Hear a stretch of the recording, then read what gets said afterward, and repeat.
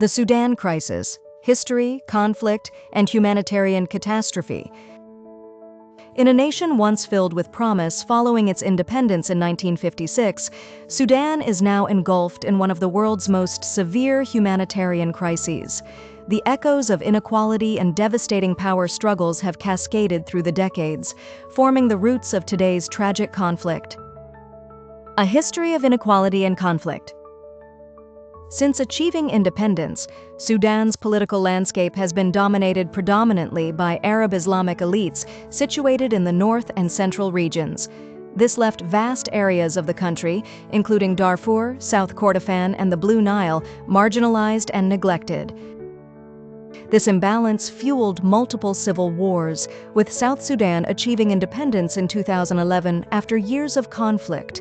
However, the foundational injustices that ruptured the nation remained unresolved. In 2003, the Darfur War erupted as a rebellion against governmental neglect.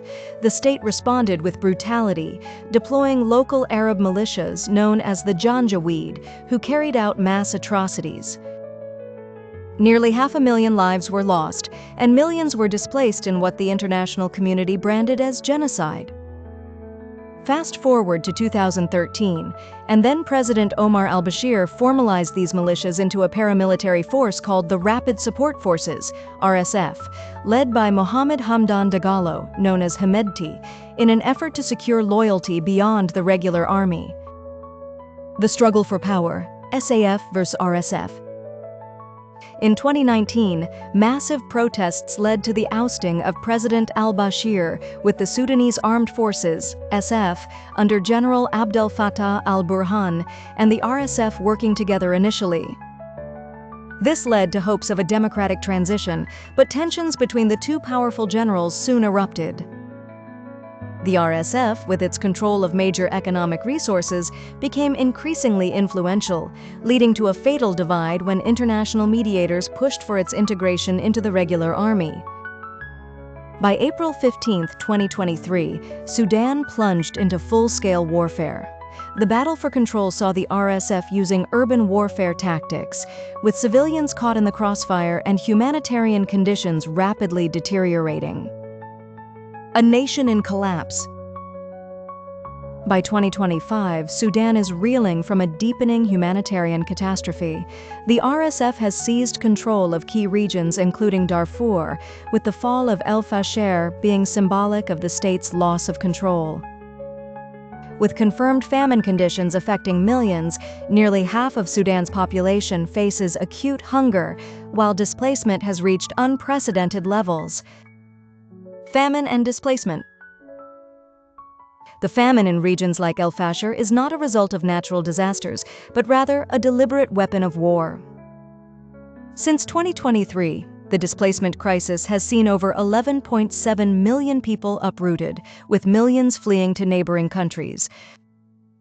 Those remaining live in deplorable conditions, with scant access to clean water or medical care, facing daily threats to their lives. The war of visions and a global reality check. At its heart, this war represents a deeper battle of visions. The SAF seeks to restore a centralized state reminiscent of Sudan's Arab Islamic elite era, while the RSF proposes a decentralized authority. Both sides claim power, neither offering true democratic representation. The use of famine as a weapon remains a stark violation of international humanitarian law, as aid is denied and cities are starved into submission. Global inaction and failed mediation efforts highlight the world's insufficient response to Sudan's plight. Despite genocide declarations and investigations by the International Criminal Court, accountability remains elusive. The human impact and maintaining hope. Large numbers of Sudanese face unimaginable hardships, yet amidst the despair there is a glimmer of hope. Ordinary citizens, aid workers, and local journalists continue to strive against daunting odds to bring attention to the crisis and to provide relief. Conclusion. The crisis in Sudan is a moral test for the global community. Inaction only paves the path for further suffering. The world must rise to the challenge to ensure the innocent in Sudan receive justice, peace, and dignity. This has been a special DUCN report. Thank you for watching and standing with Sudan.